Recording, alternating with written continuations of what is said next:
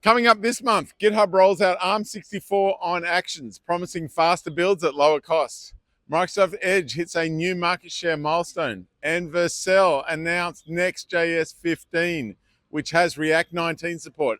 I'm Adam Cogan. Let's get into it.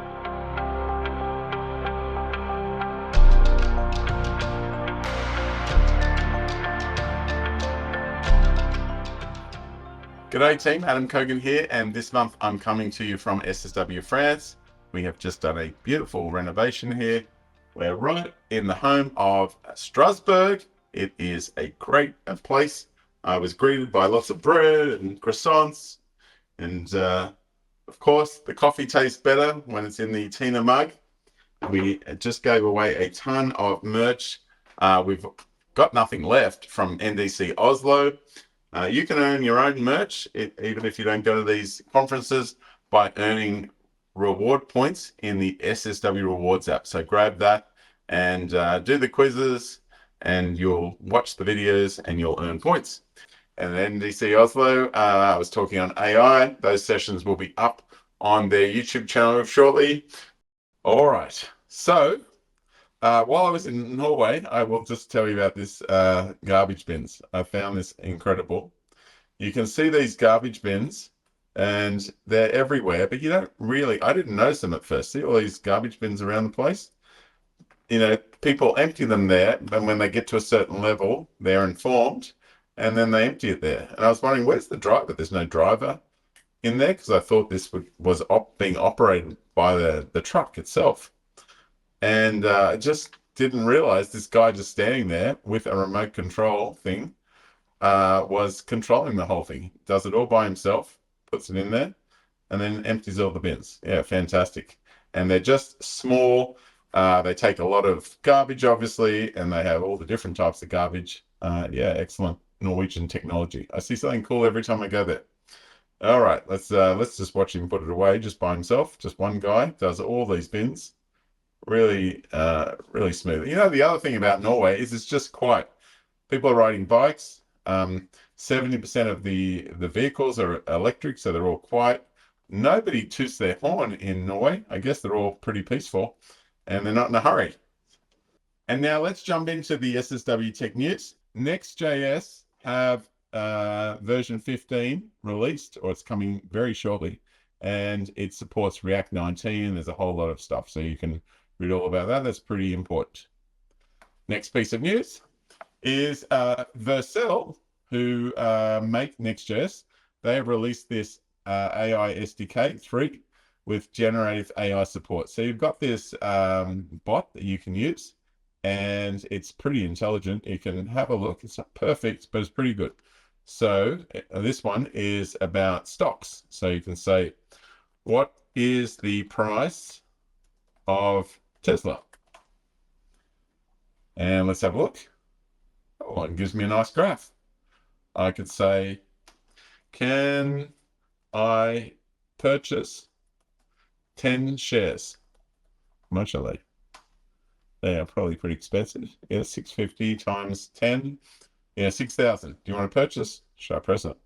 I don't think it has my details. And you've successfully purchased. What the hell? I just spent $6,000. No, just joking. This is a demo environment. Thank goodness. But yeah, that's the functionality of that type of bot. So you can check that out at chat.vercel.ai. All right, next piece of news. GitHub Copilot extensions. Now, this is good. Now, this was written by Mario Rodriguez. He came from Azure DevOps, and he's talking about all these extensions. And what have we got? One from Docker and Microsoft 365, Azure, Teams. And then we've got things like we use Octopus deploy. There he is. We use Stripe. There's another one. So let's have a look at these. They've got extensions from data stacks. Now, haven't used that. Let's go and pretend that, let's go and have a look at the videos they give us. So let's assume I'm a SQL dev. I know SQL well, I know Cosmos, but I don't know anything about vector databases. And now I have a project, so I have to use this. Let's just have a look at how that works. I will just go through and you can ask this. So if you look on the left-hand side there, so tell me about my databases. So it will then answer with, here are the details about your databases. And you'll have a look through and you'll see the first one, the second one, you'll see the type is vector there. So, okay, so I've got 2 vector databases. And then you just start asking more and more questions in the VS Code IDE. So tell me about the collections in my RAG teacher database. And it will tell you, well, here you go. You got a Python collection and a TypeScript collection. And you can ask it any type of questions to try to get a handle on what's going on here.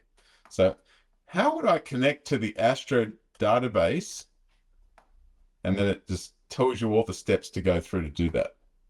Okay. And then as you get a bit further, you ask another question and another question. So this is really useful. You can learn a lot. I think that's awesome. Let's go and have a look at another one here. So the next GitHub Copilot extension is the Octopus deploy extension for GitHub. So let's have a look at this, and let's assume that I'm good at Azure DevOps and I know how the build and the deploy works, or the I've been using GitHub Actions. Let's see how I get things done in this Octopus new world. So we'll go through and we will have a look at what we're doing, and then we'll ask it a question. So let's go to the bottom and ask it a question. And the first question I say, hey, Octopus, show me the dashboard. And it will then give you, this is your dashboard. You've got your dev, test, production. And I'll ask another question. Hey, Octopus, list any URLs from the different deployment environments that I have. And so then it will list those URLs. Great. And then let's have a look at what's the next question. List any security vulnerabilities in the latest deployment. Basically looking at the logs and putting a markdown table. So it will go ahead and do that. There it all is. Now we will put another one there, which says, read that, build release notes. Okay, so, hey, Octopus, can I have the release notes from the last 5 deployments? And then it will show all that. Now, let's just say that's just too much information. Then you can go ahead and ask another one and say, look, I want the success represented with a little green emoji and the red emoji for other statuses. And, put these 5 last deployments in a markdown table.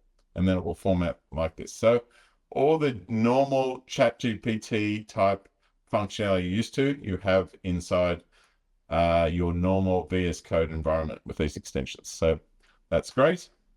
And, they show you more and more of these examples. I'll just take one more, and that's the GitHub Copilot for Azure. So let's have a look at some of the examples in their video here. And they talk through this.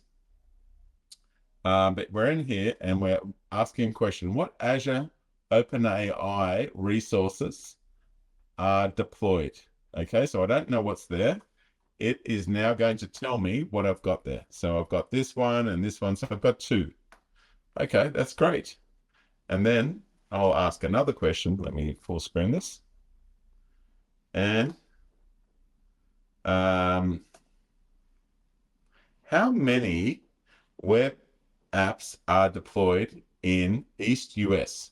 Oh, that's going to run a graph query. And look, it also gives you information.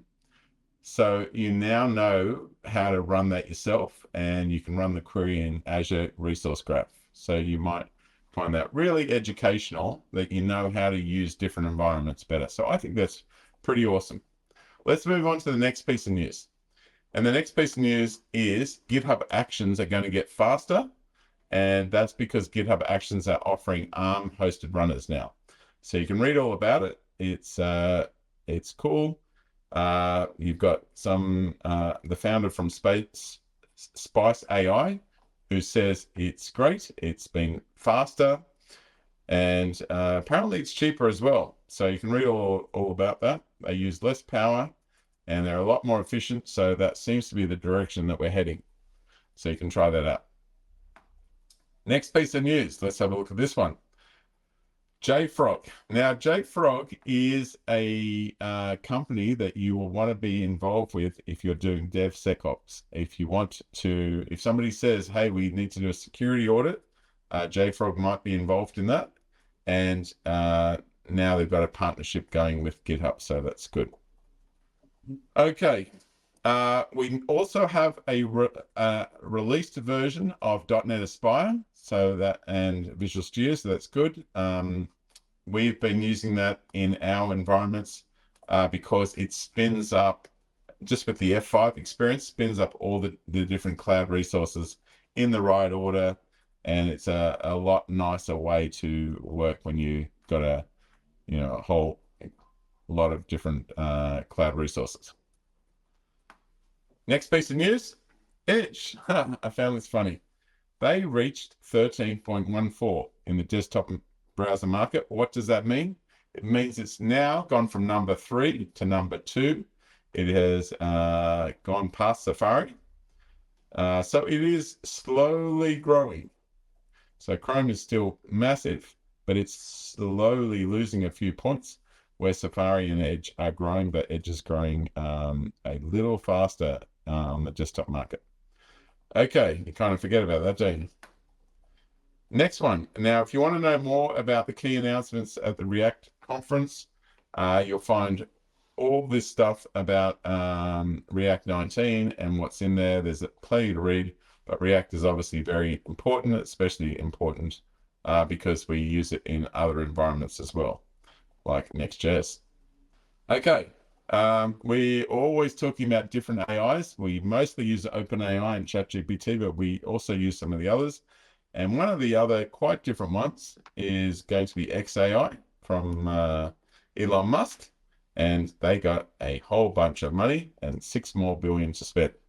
Now, poor Google, they had problems with Bard. Now they have problems again.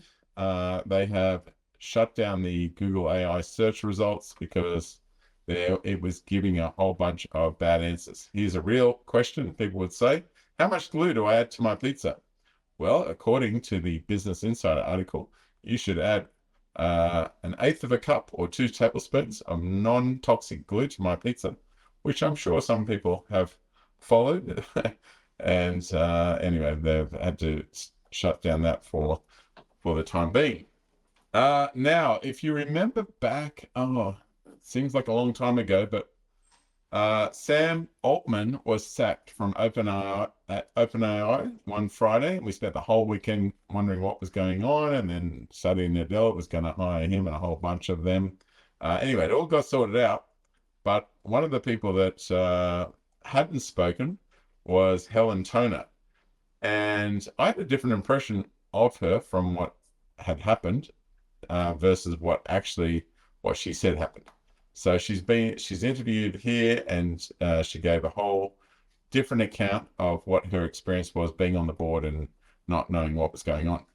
Next piece of news, the Windows AI feature, which is called Recall, was recalled, which is kind of funny. Now, I spoke about this at NDC just 2 days ago, and I asked the audience, and you'll be able to watch this when they release it, but something like, how many people here love the idea of this feature? It takes screenshots of what you're doing, and then you can ask a question. Hey, a few days ago, I was looking at a browser, and I was looking for dual monitor arms. Can you find that? And not many people in a massive audience said they liked it. So I wasn't sure. So I said, how many people do not want this feature? And it looked like almost 100% of the people put up their hand. They do not want screenshots being taken by Microsoft. I was shocked because I liked the idea. So, of course, it made me think, wow, I wonder what they're going to say about this Apple Intelligence that was just released. And, that sucks in all your emails, sucks in all your messages, looks at all your photos, goes to your videos, and apparently turns that into a local LLM. Now, there's also stuff being used on the cloud, so we don't know how much is being, what's happening on the local device, what's happening in the cloud. A lot of talk about privacy. I asked the Norwegians how many people want this, and it was a significant portion of the room, close to 50% wanted that feature. And then how many did not want? Only a handful. So, this is a lot more than a few screenshots, but people love it. Go figure. Anyway, Google, they have a recall-like feature. Hopefully, when they release it, they probably don't fluff it, and they generate some interest in this, because they haven't had a good run of it for Google. Now, Microsoft is making File Explorer more powerful with version control and 7Z compression. Now, I think this is really interesting because if you look here, you will see, let's go into here, you can see your Git repos in the familiar Windows Explorer environment. I think people are going to really like this. It's a lot more approachable than using terminals and things. So this might be great. I'm really excited by that. OpenAI, you can call all their APIs now from a .NET library. They have it all for the GPT-4o model, not 4.0, 4o model. And you can get all that from a library from NuGet, which is great. And our last piece of news, and there it is, actually. There, that will show our nice little library there. So that's awesome. All right, so this video, like all the past SSW Tech news, will be on the SSW TV channel. So that's the news for this month. If I missed anything, please throw it down there in the chat. We all love to learn. And this is Adam Cogan signing off for SSW TV.